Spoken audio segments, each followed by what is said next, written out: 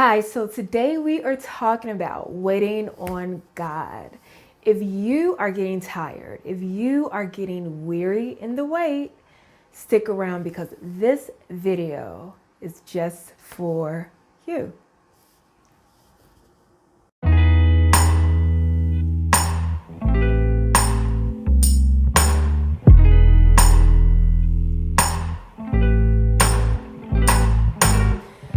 So I was on Facebook a couple of weeks ago and I happened to stumble upon this article about waiting.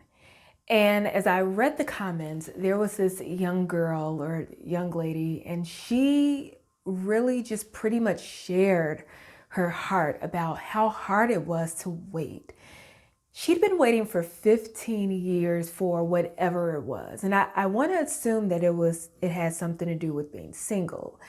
And she was tired of waiting. And I was immediately drawn to her comment because number one, at one time, I was that girl. I was that person who had really gotten tired of waiting. And number two, her transparency. She was so vocal about her weariness in waiting. And number three, she said that she'd been waiting so long and had gotten so weary in her wait that she just decided to stop praying about it. She was sick and tired of waiting. And so she said, I'm done with praying about it because I've been praying for so long. And how many of us can relate to that? I don't care how long you've been in church. I don't care what position you have in the church. We all have experienced waiting where it just seems like weariness have gotten into the driver's seat. And I know how that feels because at one time or several times in my waiting, I felt just the great impact that weariness can really bring in your life when you've been waiting on God to answer a prayer and when the wait has gone longer than what you really, really like. So I just want to give you some encouragement as you are waiting. Perhaps you have gotten weary, and I get it. I so get it. Perhaps it seems like your prayers are just going to the ceiling and just coming back down. I get that too. But God has a different perspective when it comes to waiting.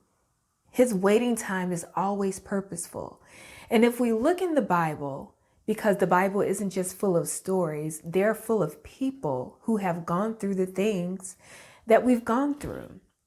If we look in the Bible and just venture into the New Testament, we have Elizabeth and Zechariah who experienced waiting, who didn't understand why they were waiting, but God knew, who didn't know when their prayers will be answered or even if their prayers will be answered, but God knew. And God knows about your story. Of course he knows. So let's find some encouragement in their story. Elizabeth and Zechariah never could have imagined that they would have a child in their old age, but that's exactly what happened. Can you just imagine back in their time when they wanted a child, when they wanted a family, that it didn't happen?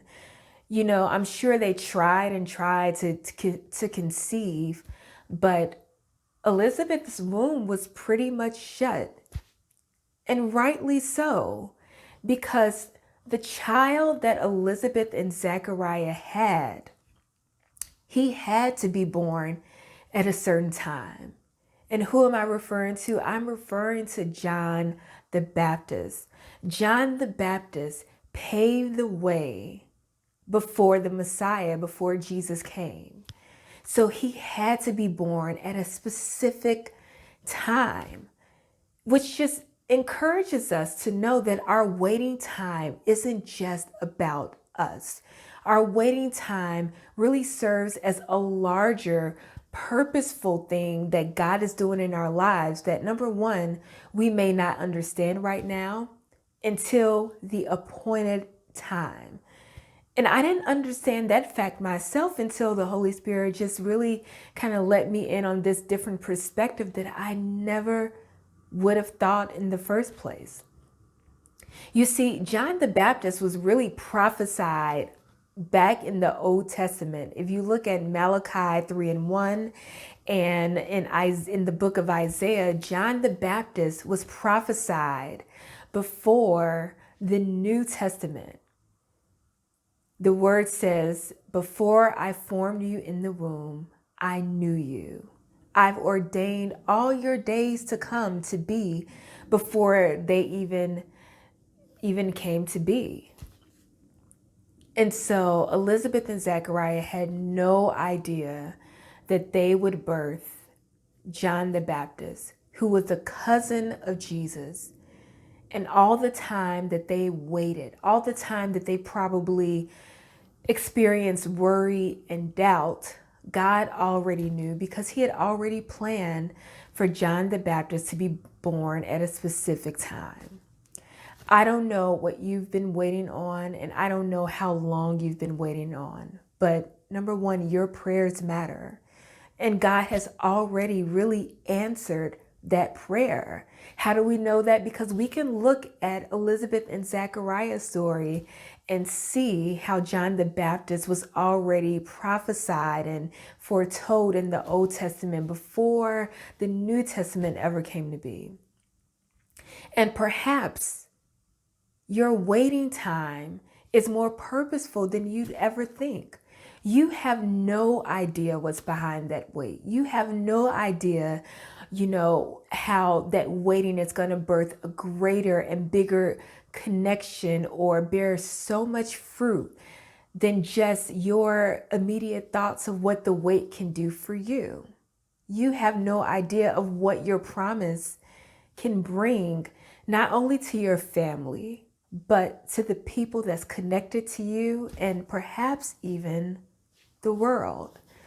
Because John the Baptist paved the way, and we know him as the one who came before Jesus, who prepared the hearts of men and women and boys and girls for the coming Messiah. So your wait is purposeful, and your promise is going to bear so much fruit than you could ever even imagine. So if you are weary in the wait, I want you to pick yourself up. I want you to look to the hills from which cometh your help, and all of your help comes from God, because he has given us a promise that they that wait upon the Lord shall renew their strength. Renew. Renew. Think about the word renew. What does it mean? In order to be renewed, there must be some type of depletion.